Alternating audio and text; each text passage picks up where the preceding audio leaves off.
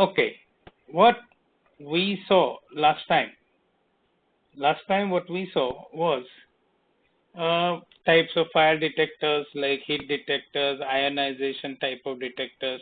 Now, ionization, every detector has got ionization detector because they are more efficient. Like I told you, the reason is if it is not working, there is no current flowing, nothing, so you have got no way of knowing it is working. When you have got ionization, they are more sensitive. Plus, you know they are working because current is flowing there all the time. Then optical ones are there, photothermal, flame detectors, different types, beam detectors, and so on, different types. There are many of them, and you should be able to compare two different types of detectors, advantages, disadvantages, because every one of them has got limitation. That is the reason we need combinations in certain areas. We also need uh, specific ones in certain areas, and otherwise, the system will not be a good system. I will not use word perfect because a perfect system demands a lot more. Then we saw the positioning, the how much they generally cover. Heat detectors about 37 square meters. Between the centers 9 meters. From bulkhead maximum 4.5 meters, that is 50% of 9 meters. So that is how you put the location of these sensors, detectors. Then there is something called manual call points, which are like a press button switches. They are press button switches, but they cannot be pressed accidentally. What we need to do with it is we have to, it's like using two hands. With one we lift up and second hand we use. So those are manual call points. Now again, if we go back to addressable systems, we'll show you which manual call point was used. So you know location of fire is nearby. An addressable system detectors indicate, system will indicate which detector has come on to give you fire alarm. And conventional systems, they practically don't exist, but in case you find, they generally give you only zone. Like example yesterday I told you was that building is on fire is one statement. Other one is no, the third floor and so spot on the third floor is on fire. That is the difference, addressable and non-addressable. Manual call points are also included with detectors when we talk about addressable and non-addressable. So this was what we did yesterday. Then we saw sample extraction. What is sample extraction? Sample extraction is where you keep on taking samples and processing them at a distance from the location. That is sample extraction system. Otherwise, you have got a detector which is working on the spot. It processes information there and gives you alarm. Whereas sample extraction systems are stored in another compartment somewhere else, and they keep on taking samples via tubing. Now the same sample extraction systems are also three-way systems, like combined with CO2 extinguisher. So either it is connected the processor unit with the hole or CO2 with the hole, but processor unit and CO2 is never ever connected. So that is where here this diagram. Okay. Let me try this. Okay. See, either this is the unit connected either with the hole directly or hole is connected directly from here to here. That is, normally flow is like this. When there is fire, this unit is isolated here somewhere, and CO2 gets connected, which is released and which goes back. So the system in the hole This is more complex probably. Never mind. I will try it out today. Okay. Here, generally the end of the piping is something like a cup, which is used for extracting, means the suction takes place and we also discharge CO2 through that. Then, because there is a piping involved, there is also additional arrangement for draining because condensation water can collect. So you need to keep the line clear. Then there is arrangement to blow through the lines with the compressed air that is connected somewhere here with isolation valves and all, so that you can clean up all of them to ensure that when you start this unit, you will get a proper suction. Next is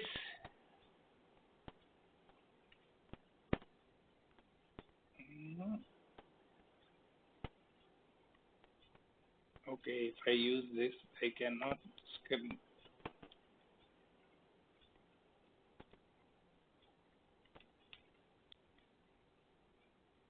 Oh.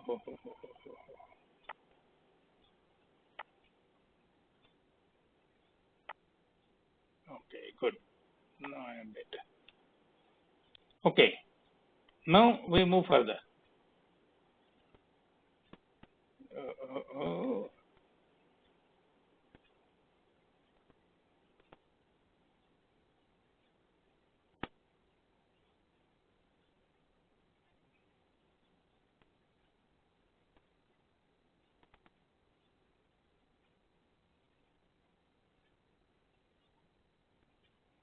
Just lost 77. We are close by.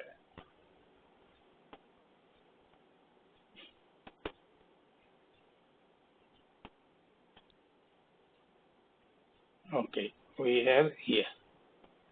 Now this is one part, oil mist detector system.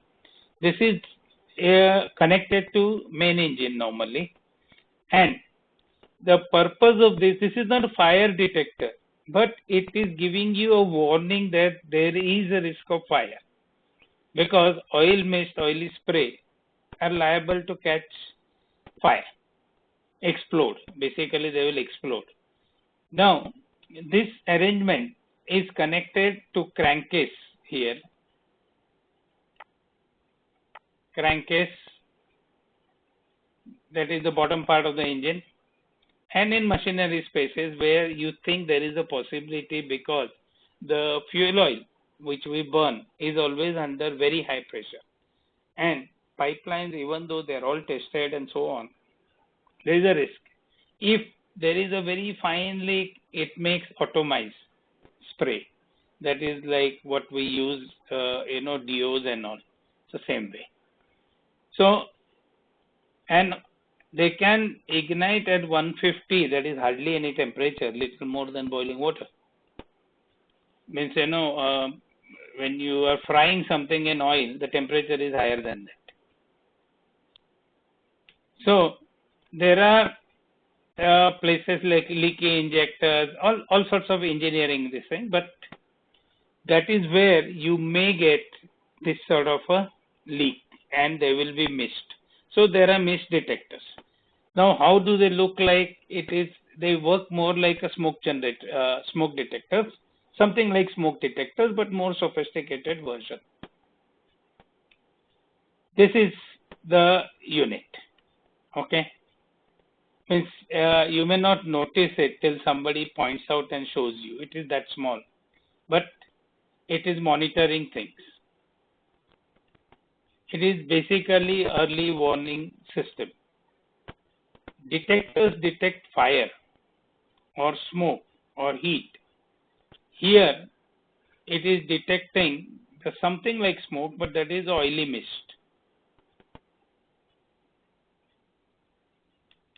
See here, it is connected to the engine and the intakes are from different areas.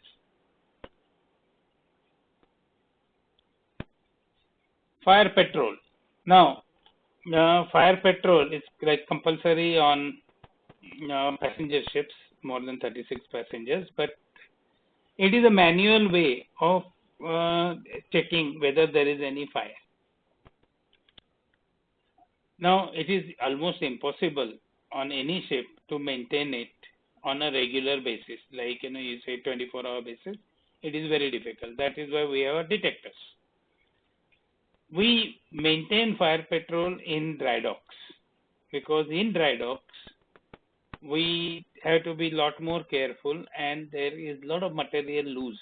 It is stored here, there, repairs are going on, lots of things are opened up. There is much higher probability of fire. So in dry docks we use it. What do they need? They have always a torch, master key normally, depending on what type of master key. There are different types of master keys. Then they will have a two-way radio, that is VHF set.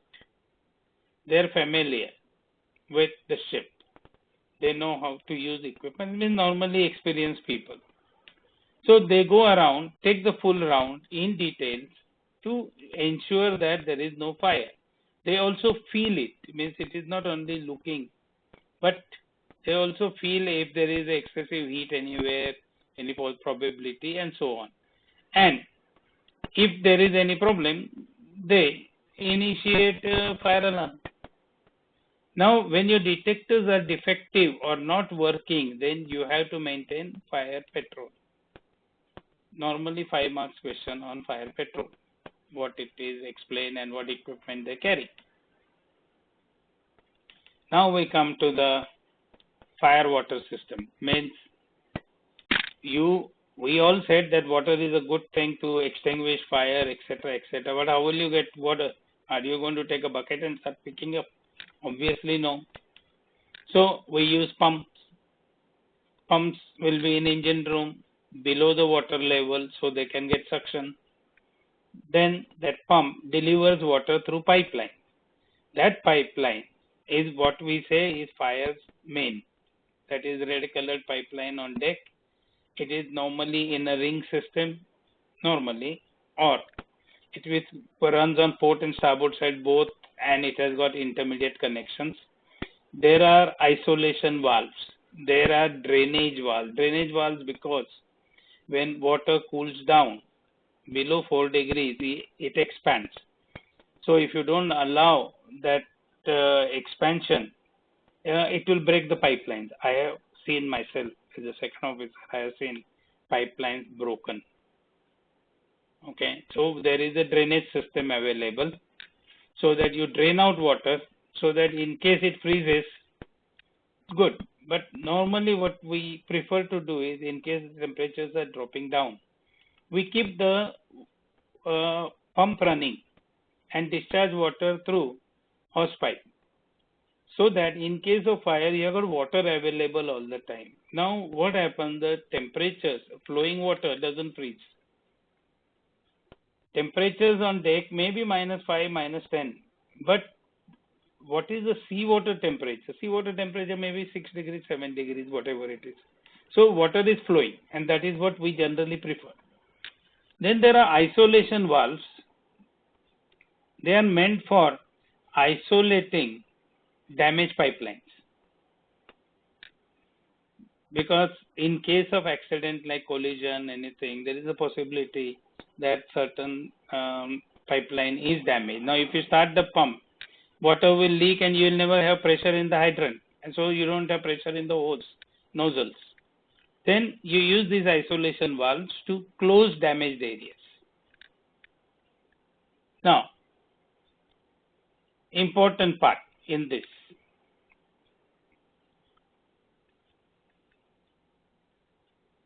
Two fire pumps normally can operate on one pipeline, and that is normal maximum, but generally one pump is good enough. But we always have everything in pair. Okay, so two fire pumps are available, and believe me, most of the pumps in engine room can be used for giving fire water as well as to pump out bilges. Now, depending on the ship, it is given what should be the capacity. Normally, this 140 cubic meters per hour is a good one. Now it can be achieved with 2 pumps. Normally 1 pump can do the job. 1 pump will get you this. Hydrants, their location is such, because the rule is what? Any part of the ship, any spot on the ship, okay, not even part, I will say any spot on the ship, must be reached by 2 jets of water in case of fire. 2 jets of water must hit the same spot. One from one single length of hose, another from 2 length of hoses joined with each other. So one is a shorter hose, that is a single length, other one is a double hose, and this combination must reach any spot on the ship. That is what this is talking about. 2 jets of water. Okay, so hydrants are placed in that manner. Now what happens is, you have got length of hoses, correct? We have got length of hoses. If it is more than 30 meters, then it will be 25 meters on deck. So if on deck I want to hit the spot, so maximum I will have 50 meters on one hose and 25 meters on other hose. So the hydrants must be placed accordingly. So distance between hydrants approximately will be around 20 to 23 meters. That is how you will manage to get all the hoses in.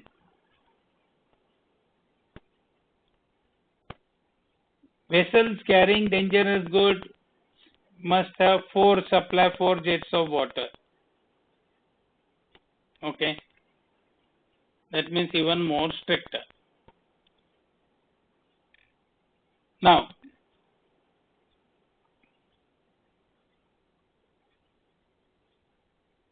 this is again and again we are coming back, okay, this whole explanation. That is, so much jets must reach one spot. Now, what happens is, we have pipeline, we have got drain valves, we have got isolation valves, so on. But what happens? Suppose sometimes you have to close the valve to shift the hose. Now the pressure will go up. Now pressure goes up, what happens? Pipeline can burst. So no. We also have pressure release arrangement, so that in case somewhere the pressure builds up because the valves or hydrants are closed, there will be one of the spring loaded valves, you know what we say, pressure release arrangement. Those things will be on deck, which will lift up and extra pressure will get drained out. It is more like, pressure cookers that top city.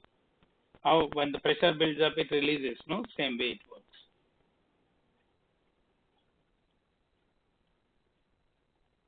Now this each hydrant must be with a valve. All the hydrants always have a valve, because otherwise how will you close it? You close it, then only you can shift the hoses or connect the hoses. Running one you will not. So we always have hydrant.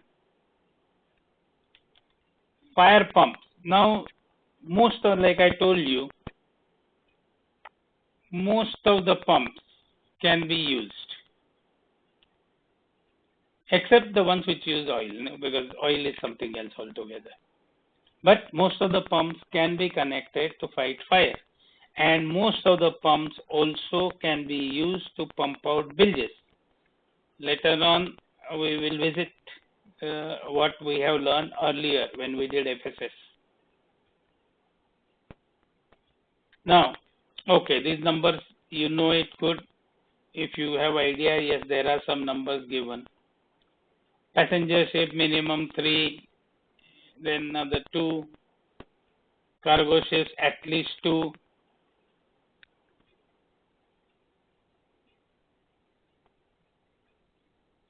Now, there is one emergency fire pump on all the ships. That emergency fire pump has got certain requirements. It is never ever in machinery space. It is outside machinery space, outside engine room. Sometimes some ships you may find it in steering gear compartment. or steering flat, whichever wording you use. The steering gear compartment, you may find it once in a while, but steering gear compartment is also not part of machinery space or engine room. It has to be separated by Class A 60 bulkhead. Now, what happens is your basic pumps are in machinery space. So I have got an issue now. I have got these pumps in machinery space, and suppose machinery space goes on fire. Or what am I going to do? So, emergency fire pump is placed outside, where it is not endangered by the fire in machinery space. It has got its own source of power, and that is emergency source of power, that is emergency generator. So, like steering gear also, you have got emergency source of power from the emergency generator. Fire pumps also have got same way. So that even if there is a fire in engine room and you have got a total blackout, you will still get water to fight the fire or boundary cooling. Now, most of the pumps you are going to find are electric, and they are driven by emergency generator. It supplies power for them. But you may have a diesel driven pump. An odd case. I don't expect it today, but it used to be the case once upon a time. Capacity must be at least 40% of the total capacity as required. Every ship may have different one. So 40% you must have, but not less than 25 cubic meters per hour. Now we are talking at 140 cubic meters per hour, and here the minimum requirement comes down to 25. That is, if that 140 was less than that, when say a ship was smaller and requirement was less. But at least this much. Basically, you need 40%. Now, if you are using, say, 140, it will be at least 56. No, how much? Yeah, at least 56 cubic meters. Now, everything is connected to the same pipeline. We don't have anything else. Now, don't get too much into it, because basically here what we are trying to say is, no matter what happens, you should be able to get normal fire pumps on. If not, then emergency fire pump. This is what. Now we come to the diesel driven. In case you have got a diesel driven one, assume it's real bad luck that you are on really small one somewhere. Now, it has to start. Now there are different methods of starting engine. One is you take the handle and start cranking it. So it should start at 0 degrees. Means in cold temperatures also it should start. Then if you expect colder than that, because your ship is always in cold area, then there should be heating arrangement. Now, if hand cranking is not possible because simply it is too big, then you allow the starters. So the starters are run by a battery supply or power supply. So in that case, one of the thing is you should be able to start engine at least 6 times within period of 30 minutes and at least twice in first 10 minutes. Because in the beginning you will have a lot of issues if the temperature is cold. Now, you will have, obviously, when we say diesel, means where is the diesel supply. So you will have a fuel tank attached to the pump. Now, that capacity of fuel tank should be sufficient to run it for 3 hours. So 3 hours it must run with whatever is that attached tank. And there must be extra fuel available for another 15 hours supply. That means 5 more times you should be able to fill up the tank and run the fire pump. That means fire pump must run for at least 18 hours.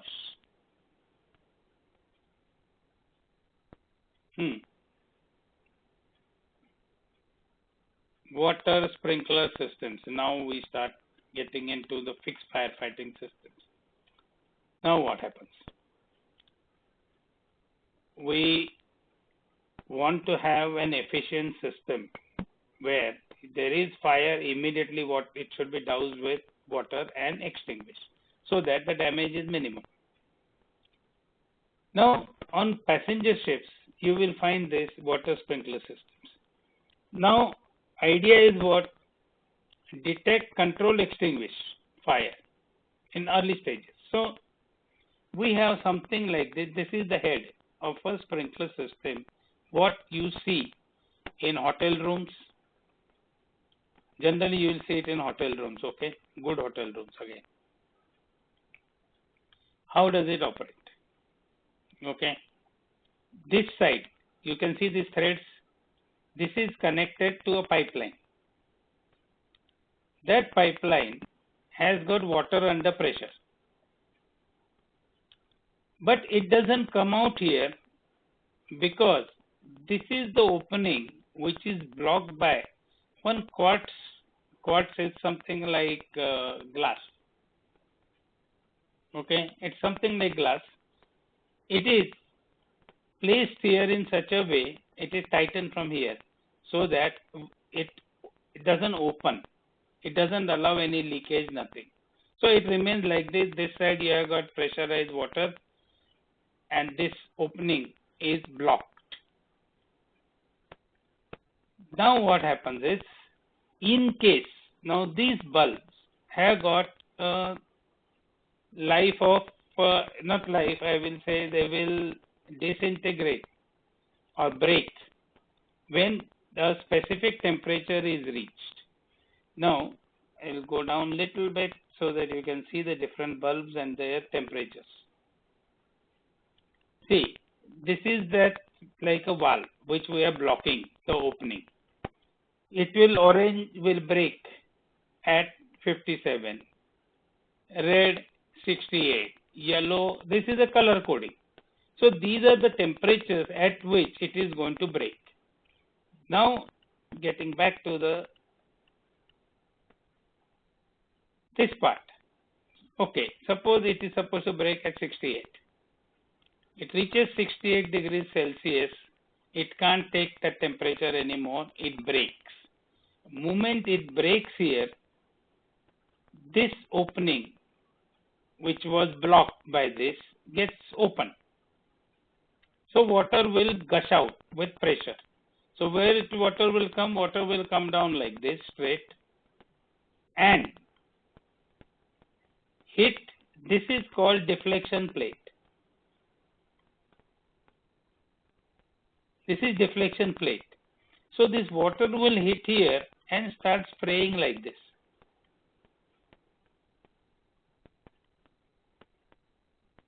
And it will create a spray. Okay, this is how it will work. Now variation in this system, when this pipe here, which is always with the water and under pressure, that pipe is called wet pipe. Then you also have got a system where there are dry pipes. That means there is no water in this, and when you want to start it, you start manually, and then this bulb may not be there. It is there in like paint room and all, you will find that this bulb is not there. But you can start it manually, same water will come down and spray from a deflector plate.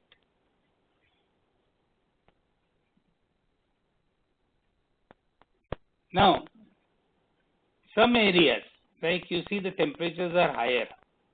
That is because you may be having sauna, bathroom and all on passenger ships.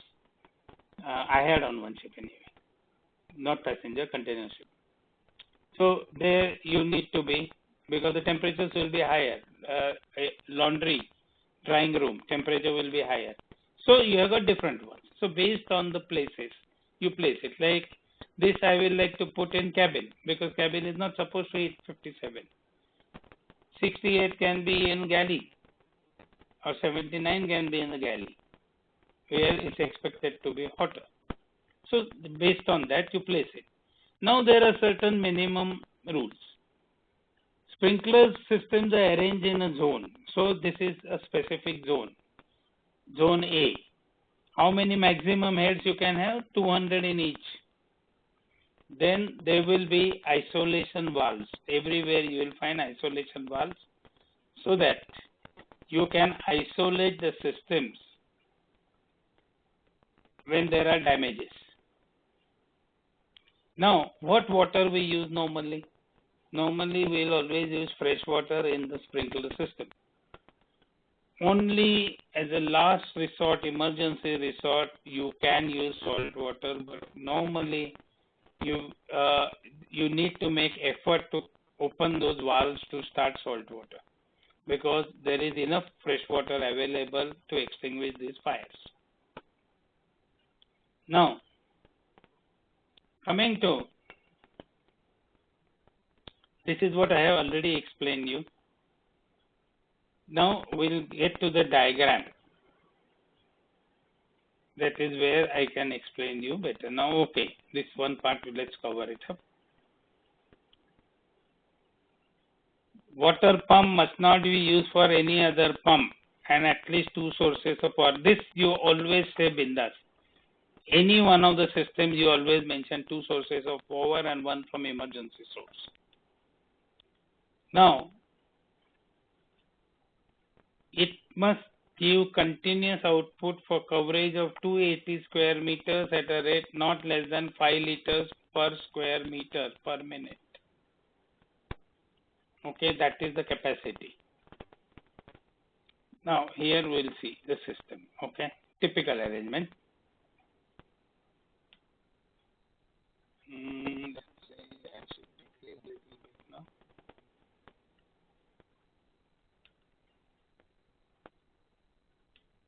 I think it should be okay.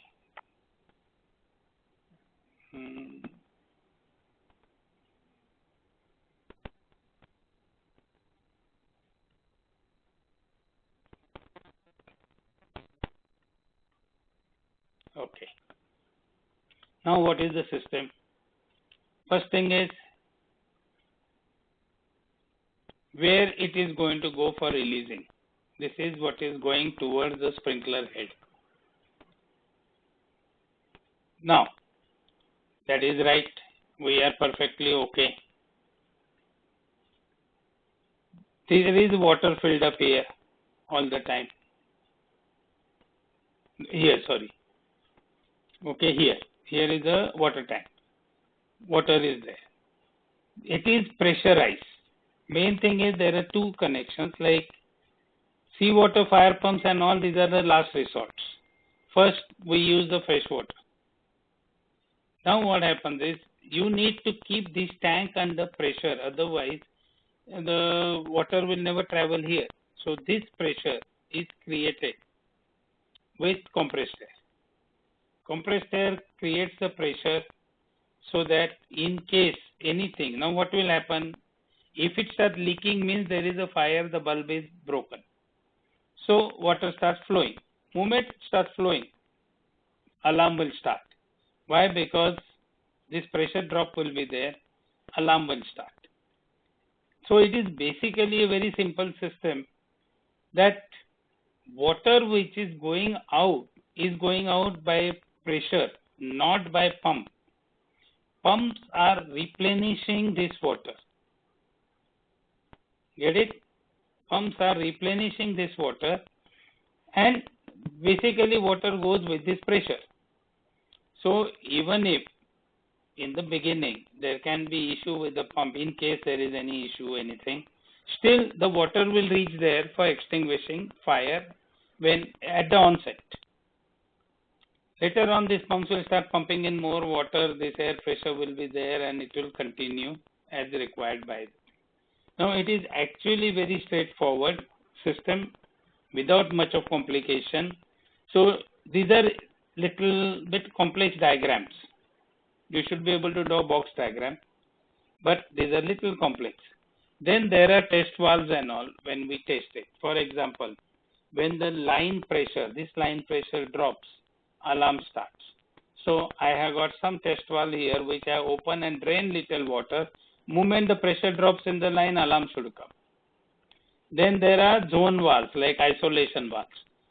So I can close and isolate a particular zone. Strainers will always be there because any system which uses water and all, there will be impurities, corrosion, etc., etc. So there is something. Then there are test lines and all. But remember, these connections are there. There are seawater connections, and they are last resorts because you generally deal only with fresh water. Only when you don't have, then only issue comes. Monitoring alarm panel will not be here. It will be local. There will be one local anyway, and another one will be in a remote place like bridge, where you can see from bridge what is happening with the ship's diagram. You will know which sprinkler head is on and which zone it is on, so that you can take further actions. Now, check this whole diagram again. You also have got notes in FSS code on this sprinkler system. Now, this connection, like I told you, fire mains, so that in case you don't have water and if you are getting it from ashore, that is by international shore coupling, that is what is seen here again. Sorry, ज़्यादा जोर से है. Here, international shore coupling, that is means in simple words is coming from deck water line.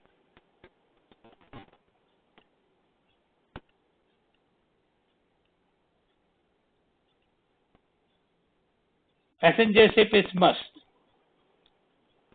Now, cargo ships, depending on which method you have selected. Remember, we went through 1, 2, and 3C, these methods. So, under one method, it is required, other methods, it's not required. You can have alternate arrangements. Okay. Now, that is the sprinkler system which uses, I will say, a regular pressure. Nothing special or spectacular. But when we start water mist systems, mist means the droplet size becomes smaller and smaller. Idea is to create more droplets, and because I'm going to go fast, if you take droplet sizes and if you bring it down to really microns, it creates tremendous surface area. You do your mathematical calculation, okay? How? If you reduce the diameter of every droplet, how much surface area increases? What is surface area formula? Some 4 by 3, some cubes and something r cubes and something like that. No, I don't know. No, area is not so square only. I don't remember, but you will know it anyway. But you see the amount of the surface that becomes available, and because of that surface, there is a heat absorption because the water will get converted into steam and it will remove so much of heat, the latent heat of evaporation. So idea is to make as fine as possible. Now, why it did not start earlier? Yes, people had brains earlier also, but technology was not there. Today, we have a technology to convert into really very fine mist, and we prefer to use it. That mist system, hyper mist system, is used in engine room along with CO2, because CO2 has got its own issues that we will discuss afterwards. Now, standard sprinkler system we saw, it is just a pressure. Now, water mist system, advantages, small pipe size. Okay, it's not great advantage, but a small pipe size. Reduce pump and water tank sizes. Why? Because you are going to remove so much heat from lesser amount of water. It uses much lesser amount of water. That means there is no flooding, no effect on ship stability. Because when you start using water, now sprinkler system is okay, it is a small amount of water you use. But if you start using jets and big sprays and all, you keep on adding up water, which brings a free surface effect, and ship can become unstable. Whereas in these cases, ship doesn't have to worry, because you don't have to worry about bilge pumping and all so much, because the mist will barely reach the bilges. Then damages, like what happens after fire, there are a lot of damages. Why? Not because of fire, but because of the extinguishing method. Contamination, they will contaminate other things. In this case, hypermist, it doesn't contaminate, it's like washing with fresh water, so it's not a big issue. Then it is more efficient, it removes heat much faster, so it will reduce the downtime of the system. Means suppose somewhere there was a fire, you will extinguish it faster, so you can get back to normal faster. Maintenance cost means, again, I don't know why we bring it in, but maintenance cost is higher because of the newer technology. More complicated system because newer technology. Not effective against deep-seated fire. Yes, this is an issue, because fire may be in one specific corner and it is raging there, whereas this is doing the outside cooling, but it is not reaching the seat of the fire. It is doing all sorts of cooling outside, but not reaching the seat of the fire.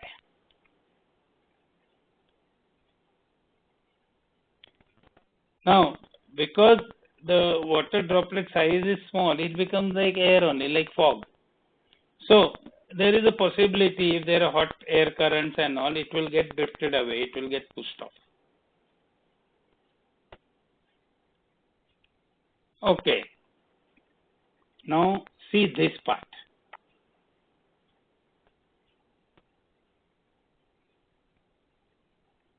Surface area per liter, 2 square meters, 2,500, and high pressure, that is hypermist, up to 6,000 square meters.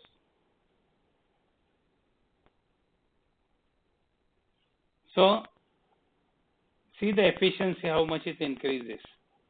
Now, this part, in rain you can see, this is what is like rain, and this is fog.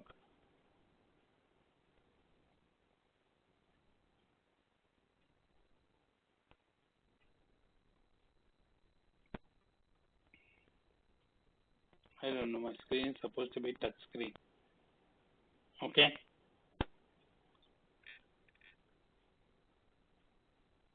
Now here, what happens is, it is like a sprinkler system, but the difference is straight away pump starts.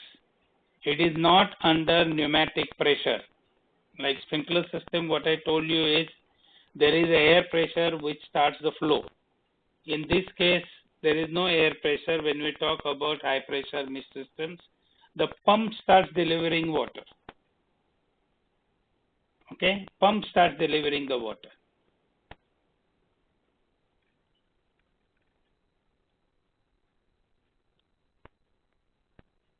Now here, let's say do it today, or we can do it.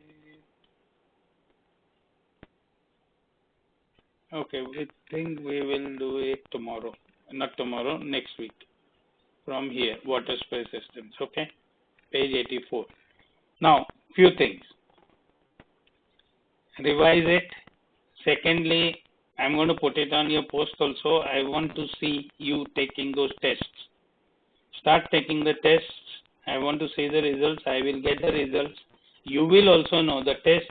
When you take the test, whatever results come, it comes along with what answer you gave and what was the correct answer. So, you will learn from your own mistakes. And over a period, your clarity will be very good. So, there will be no foggy minds then. So, take the test. Here, we will continue and we will reach the end probably another, I will put 2 weeks. We should finish, means next week and next week. And the way things are going on, I don't think we may be starting in next 20 days or so, doubtfully. So probably next 3 weeks we will finish everything. But ensure you take the test. Okay, test is very important. And I will keep track of them, what tests were taken. Later on, we will not give this option. Later on will be, of course, I'm going to use the same questions. Later on will be the strict for grading. Right now, we are not grading anything or anywhere. These are all practice tests. You have to take the test, and that's kind of. Okay, now other pressure has come down because now I think you are doing well with stability and all, navigation and all. So now let us start paying attention here also. So now I will unmute you and you can ask any questions, anything you want to ask. Right? Unmute all.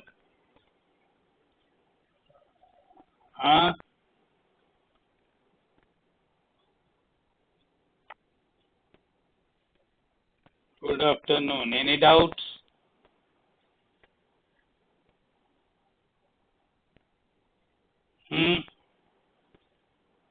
But some of you are missing the lectures. That is not good, because afterwards you will have attendance issues.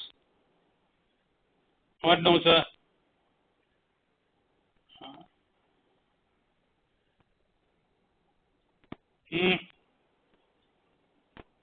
All everybody is okay? Okay. Okay, what Han wanted to know, what glass pieces, these glass pieces will fall down there. Those quartz bulbs, when they break, the glass pieces will fall down there, where right now we will be looking at fire, not worrying about the glass pieces.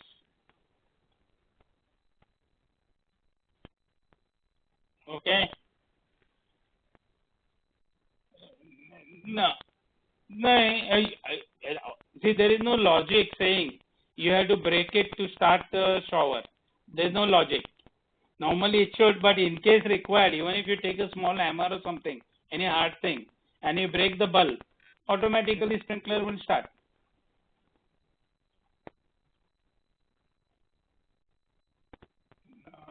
Let's see. Let me see now. I'm going to stop the recording.